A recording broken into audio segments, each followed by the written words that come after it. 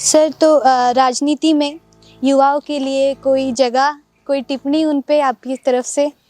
ऐसा मैं मानता हूँ आने वाले समय में ये तय होगा।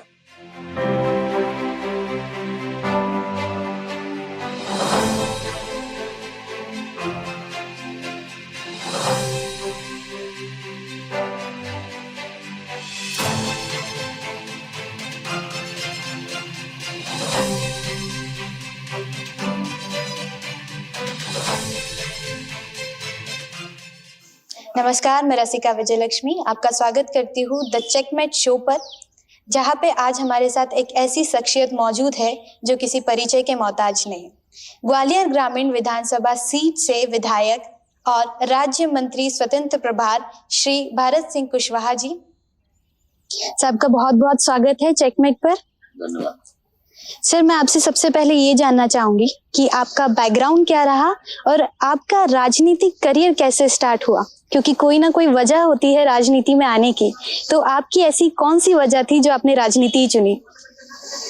मैं रूरल क्षेत्र से आता हूँ और मुख्य रूप से इस कृषि का काम मेरा परिवार और मैं शुरू से ही करता हूँ। राजनीति में आने का मैं ऐसा मानता हूँ,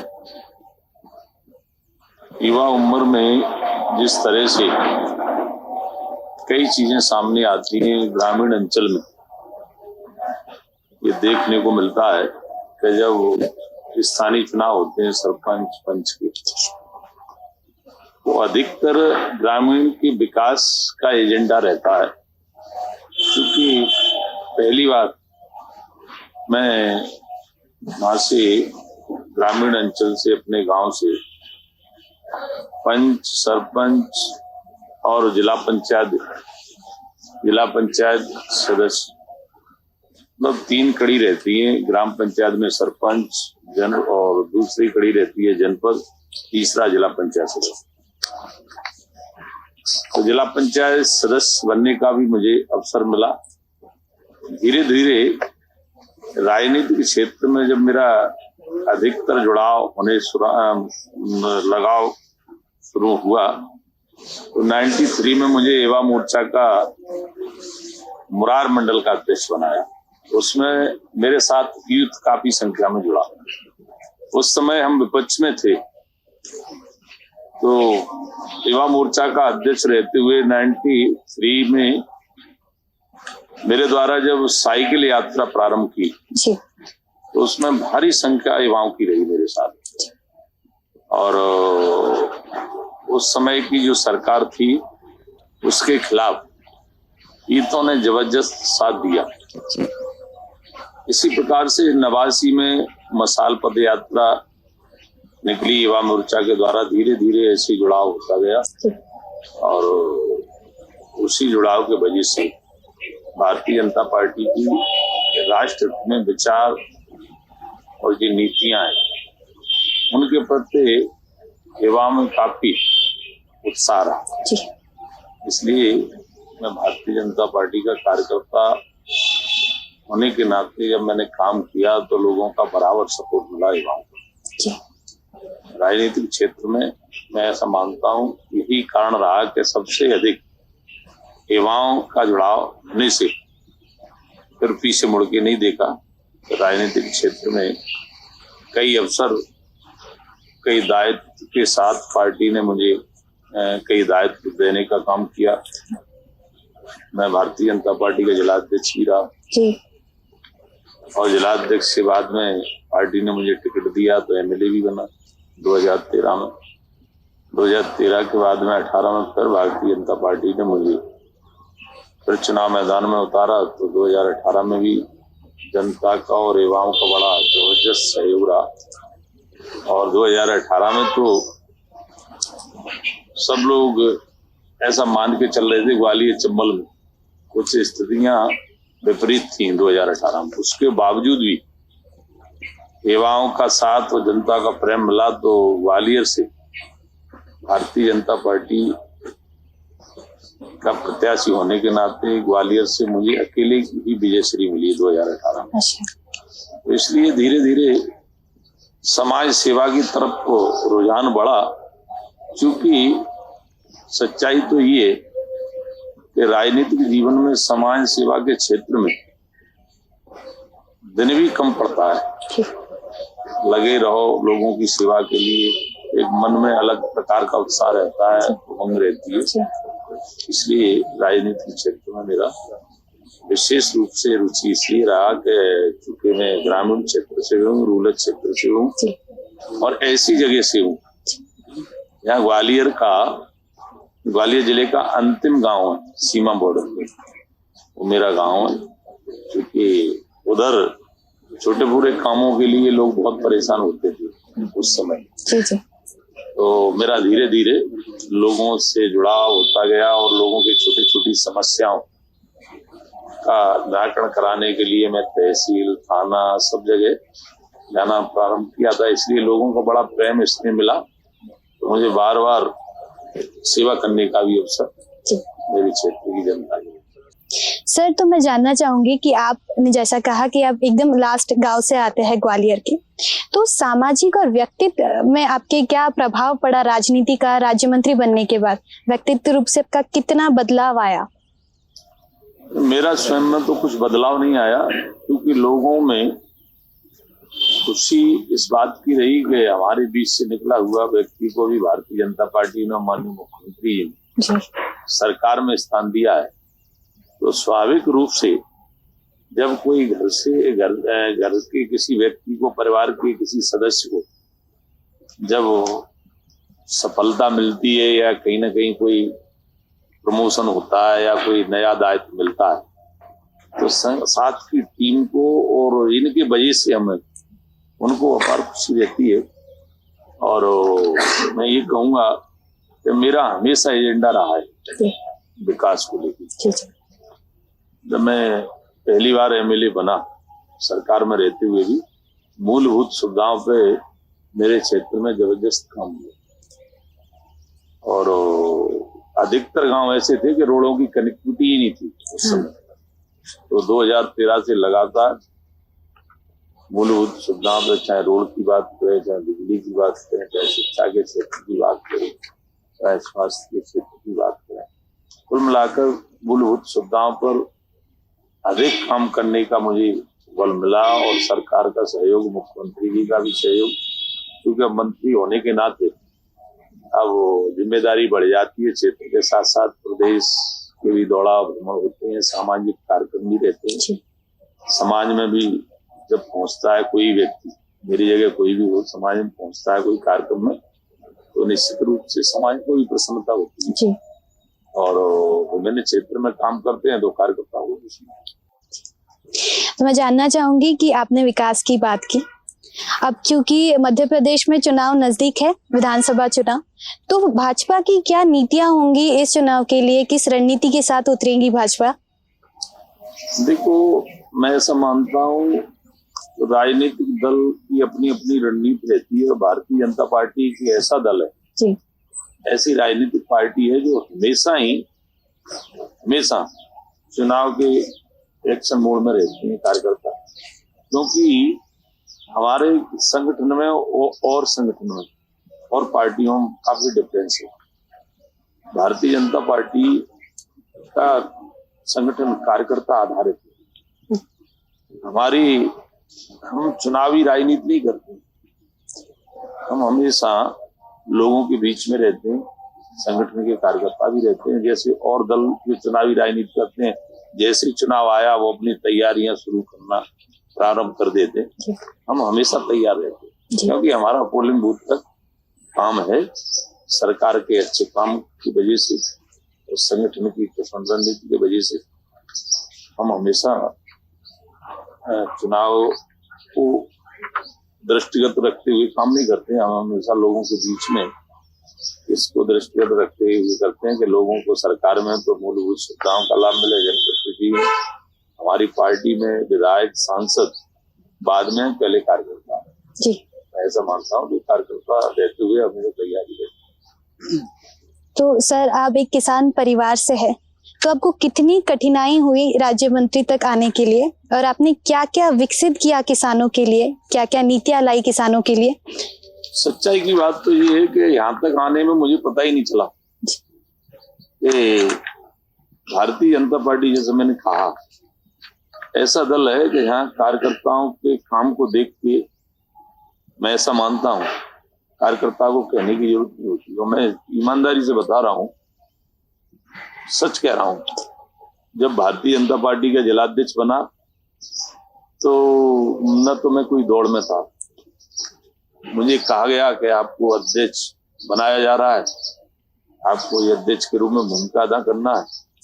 फिर मेरे से कहा गया कि आपको टिकट दे रही है पार्टी, चुनाव लड़िए। चुनाव लड़े, जीते। 2018 में फिर टिकट दिया, चुनाव लड़े, जीते। फिर जैसे ही बताया गया कि आपको शपथ लेना है, शपथ लेने के लिए यहाँ कोई अप्रोच करने की जरूरत नहीं है। काम की वैल्यू है, कार्यकर्ता की वैल्यू है। इसलिए आज विश्व में सबसे बड़ी पार्टी है तो भारतीय जनता पार्टी है। क्योंकि मुझे एक ऐसा दायित्व मिला, आपने किसानों की बात की, किसान से संबंधित, मैं मुख्यमंत्री जी का हृदय से अभिनंदन करना भी चाहूंगा, उनका धन्यवाद भी देना चाहूंगा और संगठन का भी।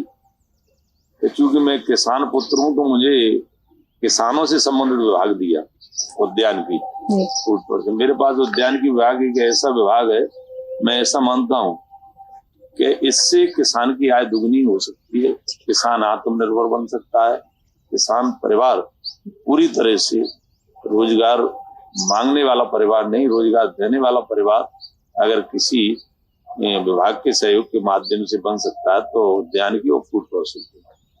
मेरे पास उद्यान की फूड प्रोसेसिंग है, एनवीडीए भी। मैं किसानों के लिए नए नवाचारों के साथ काम करने का प्रयास कर रहा हूं। सर, क्या क्या अभी तक विकास हुआ है किसानों के लिए? किसानों के लिए सबसे मुख्य बात ये कि किसान और युवाओं के लिए, मैं दोनों के लिए कहना चाहूंगा कि रबी और खरीफ के फसल के आधार पर हम किसानों को जो प्रशिक्षण दे रहे हैं कि केवल रबी खरीफ के आधार पर आप अपनी आय दुगनी नहीं कर सकते हैं, आप आत्मनिर्भर नहीं बन सकते। आपको अगर आय बढ़ाना है, दुगनी आय करना है, आत्मनिर्भर बनना है तो उद्यानिकी के उत्पादन को लेना प्रारंभ करिए। सब्जी के क्षेत्र में काम करिए, फलों के क्षेत्र में काम करिए, मसाला के क्षेत्र में काम करिए, पुष्प उत्पादन के क्षेत्र में काम करिए, औषधि उत्पादन के क्षेत्र में काम करिए। तो निश्चित रूप से ये उत्पादन ऐसी है कि बाजार में बहुत महंगे बिकती है। रबी खरीफ की फसल के अलावा अगर कहीं से अच्छी इनकम हो सकती है तो उद्यानिकी के उत्पादन से हो सकती है। हम इस बात के लिए किसानों को बार बार जिला स्तर पर, ब्लॉक स्तर पर ट्रेनिंग दे रहे हैं, प्रशिक्षण दे रहे हैं। तो आपको ये भी कहना चाहूंगा कि उद्यानिकी और कृषि रहते तो एक जैसी एक ही विभाग थे, ये दोनों अलग हुए जब से मैं ये कहना चाहूंगा कि उद्यानिकी के लिए वैसे तो कृषि के क्षेत्र में प्रशिक्षण केंद्र हर जगह बने हुए हैं, ट्रेनिंग सेंटर बने हुए हैं। फिर भी हमने ये तय किया है कि उद्यानिकी की तरफ किसानों का रुझान अधिक बढ़ने की वजह से हमने उद्यानिकी के किसानों को अलग से सूचीबद्ध किया है जी। और उनके लिए माननीय मुख्यमंत्री जी के निर्देश अनुसार नए नवाचार के तहत मध्य प्रदेश के अंदर संभागीय मुख्यालय पर एक बड़ा ट्रेनिंग सेंटर प्रारंभ करने जा रहे हैं। उनकी बिल्डिंग भी स्वीकृत हो गई है, भवन भी लगभग बनके तैयार हो गए। और उद्यानिकी के क्षेत्र में क्लस्टर के रूप में प्रदेश में कुछ स्थानों को अलग पहचान देने के लिए एक रोल मॉडल बने। किसानों को जब किसान प्रशिक्षण पे आते हैं, भ्रमण पे आते हैं, तो उन जगहों को किसान देख सके। मध्य प्रदेश के अंदर ही 20 विकास खंडों का हमने चयन किया है, जो मॉडल विकास खंड के नाम से।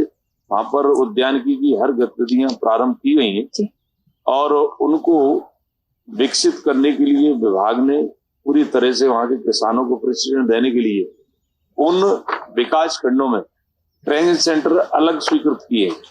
विकास खंड लेवल पे हम किसानों को प्रशिक्षण देने के लिए, उनको ट्रेनिंग देने के लिए विकास खंड स्तर पर हमने प्रशिक्षण केंद्र बनाना प्रारंभ कर दिए। इससे किसानों को बार बार अगर हम अवेयर करेंगे, उनको ट्रेनिंग देंगे, प्रशिक्षण देंगे, तो तो निश्चित रूप से किसान ठीक प्रकार से उस दिशा में काम करने की स्थिति में रहेंगे। दूसरा, मैं ये भी कहना चाहूंगा प्रदेश के युवाओं के लिए, ये जिस तरह से माननीय मुख्यमंत्री जी ने वैसे तो प्रदेश के युवाओं के लिए नौकरियों के लिए भर्ती भी प्रारंभ हर विभाग ने कर दी है। 1 लाख से अधिक नौकरियां युवाओं को इस मध्य प्रदेश की सरकार देने जा रही है। उसके साथ साथ आपने देखा होगा इंदौर में जब निवेशकों का जो सम्मेलन हुआ, प्रवासी भारतीयों का 3 दिन कार्यक्रम था, फिर 60 देशों से जो निवेशक आए थे, उन्होंने इच्छा व्यक्त की मध्य प्रदेश में सभी क्षेत्र में की। उसके साथ साथ मैं अपने आप को ये भाग्यशाली मानता हूं कि मुझे एक ऐसा दायित्व मिला है फूड प्रोसेसिंग के क्षेत्र में। ऑस्ट्रेलिया, जापान, मॉरिशस ऐसे देशों ने यहाँ निवेश करने की इच्छा व्यक्त की है। तो अगर आज सही स्थिति अनुकूल है तो प्रोसेसिंग के क्षेत्र में अधिक है। मध्य प्रदेश फूड बास्केट है। मध्य प्रदेश फूड बास्केट इसलिए कहा जाता है, यहाँ कई उत्पादन ऐसे हैं जो देश में उनका पहले नंबर पे है। मसाले के क्षेत्र में बात करते हैं, फूलों के क्षेत्र में भी देश में हम नंबर 1 पे हैं, किसी उत्पादन में हम नंबर 2 पे हैं, किसी के 3 में। तो इसलिए प्रधानमंत्री जी ने और माननीय मुख्यमंत्री जी ने ये तय किया है कि मध्य प्रदेश के अंदर और देश के अंदर, मध्य प्रदेश के अंदर मुख्यमंत्री ने ये सुनिश्चित कर दिया है कि उद्यानिकी के सभी उत्पादनों की प्रोसेसिंग का कार्य प्रारंभ हुआ है। इसमें युवाओं को विशेष रूप से इस क्षेत्र में जोड़ने के लिए हमने नए नवाचार किए और युवाओं को भी प्रशिक्षण देने का काम किया है, जिससे युवा अधिक मुनाफा कमा सकें। और मैं ये भी कहना चाहूंगा कि किसान केवल उत्पादन तक सीमित नहीं रहे, उत्पादन के अलावा किसान दोहरी भूमिका में आए।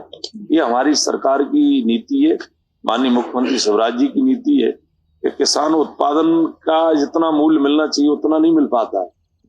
किसान के उत्पादन का अगर सही मुनाफा कोई कमाता है तो व्यापारी कमाता है। तो किसान उत्पादन के साथ साथ व्यापारी की भूमिका में आए तो किसान के पास दोनों चीजें होंगी।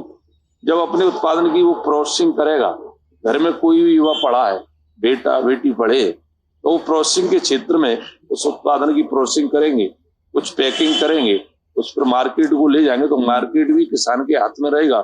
उत्पादन तो है ही, तो इसको प्रोसेसिंग करी हुई उत्पादन को हम ये कह सकते हैं कि डौड़ा मुनाफा होगा। जो मुनाफा व्यापारी कमाते हैं वो किसान भाई कमाए।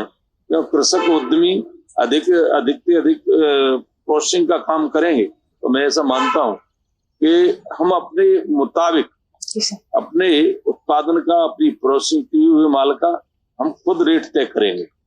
इसलिए किसान को डबल मुनाफा होगा, प्रोसेसिंग का भी मुनाफा मिलेगा, उत्पादन का भी मिलेगा।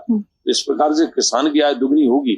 और जिस किसान परिवार के यहाँ अगर प्रोसेसिंग की इकाई निर्मित है तो उसमें पूरे परिवार को रोजगार मिलेगा। भंडारण की चेन के लिए भी हमने व्यवस्था की है कि अब अगर कोई चीज को स्टॉक रखना है तो उस पर भी हमने सब्सिडी देने का काम किया है कि आप अपने उत्पादन को स्टॉक करिए, फसल भाई स्टॉक करके प्रोसेसिंग करिए। हमने तीनों चीजों को पैसा दिया है। उत्पादन के लिए भी हम किसानों के लिए सब्सिडी देते हैं, भंडारण के लिए भी देते हैं, प्रोसेसिंग के लिए भी हम 35% सब्सिडी दे रहे हैं। अब 35 लाख की अगर कोई यूनिट लगाता तो 10 लाख की सब्सिडी है। और यदि कोई 4 करोड़ की 5 करोड़ की कोई अगर बड़ी यूनिट डालना चाहता है तो उसमें हमारी 25% सब्सिडी है। सब्सिडी दे के हम किसानों को और किसान परिवार को, युवाओं को, हमारी इच्छा है कि रोजगार से किसान परिवार पूरा जुड़े और किसान परिवार रोजगार मांगने वाला परिवार नहीं रहे, रोजगार देने वाला परिवार बने। ऐसी रणनीति के साथ, नए नवाचार के साथ हम किसानों के बीच में काम कर रहे हैं। और निश्चित रूप से मुझे ये खुशी है इस बात की कि एक जिला एक उत्पादन में पूरे मध्य प्रदेश के 52 जिलों की पहचान हुई है कि कौन सा उत्पादन किस जिले में अधिक होता है।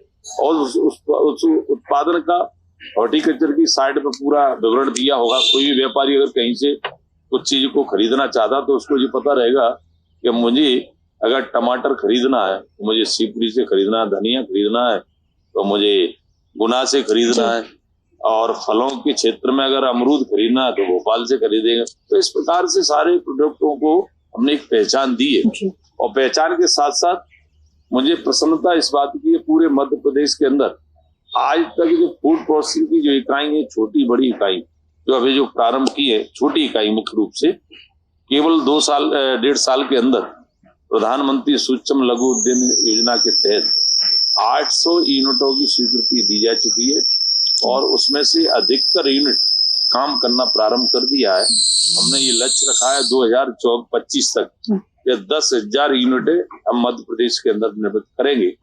10,000 युवाओं को सीधे सीधे कृषक उद्यमियों को हम सब्सिडी के माध्यम से फूड प्रोसेसिंग के क्षेत्र में उनको अवेयर करने का काम करेंगे, उनकी मार्केट भी लिंकेज करने का काम करेंगे।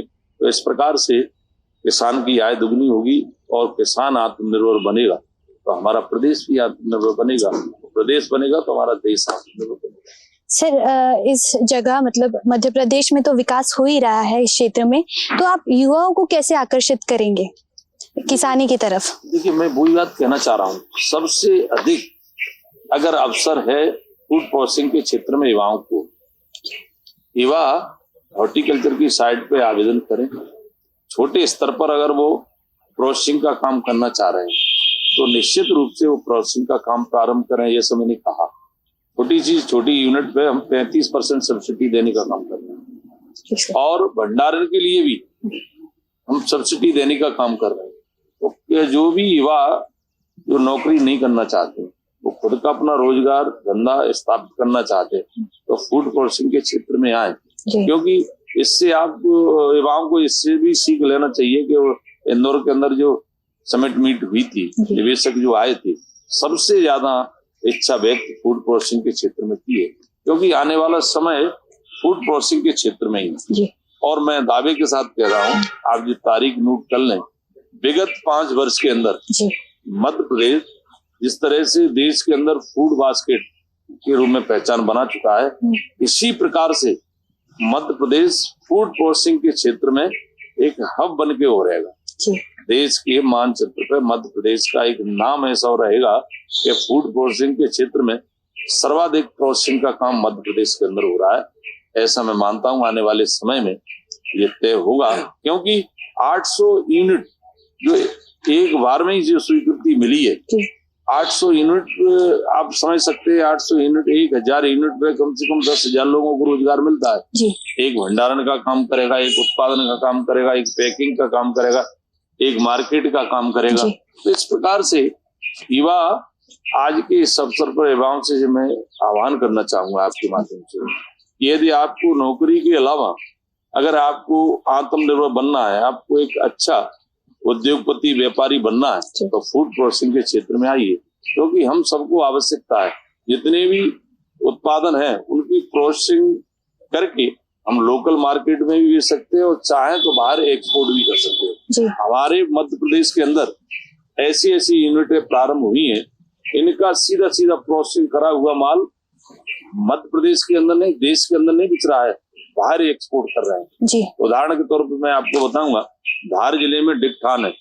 डिकठान का सारे उत्पादन जितने भी हॉर्टिकल्चर के प्रोसेसिंग करे हुए वो बाहर एक्सपोर्ट कर रहे हैं, बहुत अच्छा मुनाफा कमा रहे हैं। और जिन लोगों ने अपने वक्तव्य में कहा इंदौर के अंदर, जो लोगों को 2016 में उनने यूनिट बनाई थी, जो केवल 20 करोड़ की पास से उनने काम किया, किसी ने 10 से किया, किसी ने 5 ने किया, आज वो 200 करोड़ का टर्नओवर है उनका।